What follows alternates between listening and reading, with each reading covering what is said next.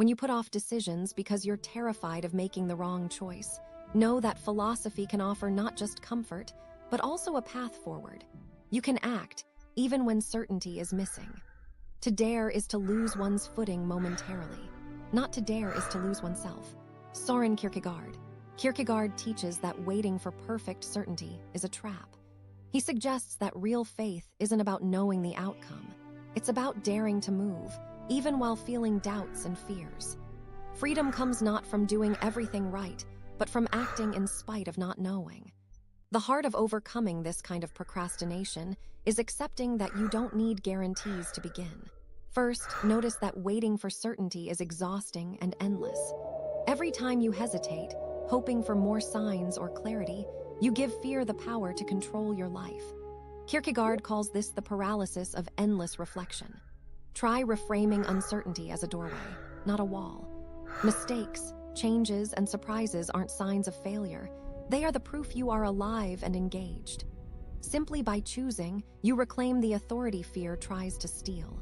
Second, practice the act of the leap itself. Kierkegaard's leap of faith isn't blind obedience or impulsivity. It's a quiet courage to move, even with trembling hands. This could be as simple as setting a small time limit. Give yourself 20 minutes to weigh the options, then decide, knowing that action, not perfection, is the priority.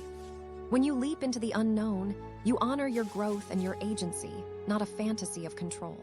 If this speaks to you, consider subscribing. This is a quiet space for exploring mental clarity, emotional strength, and the patterns that shape our minds.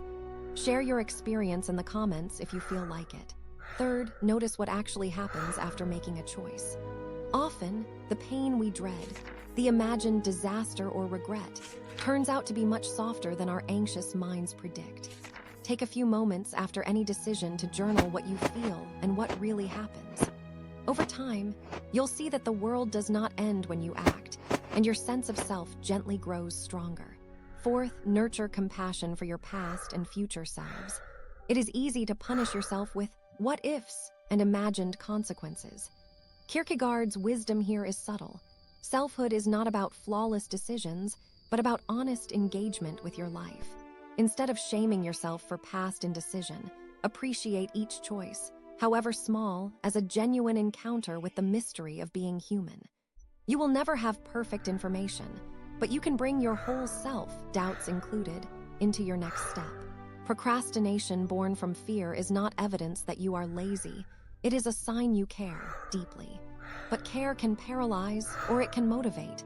The difference is the courage to risk being imperfect. Let this be your encouragement.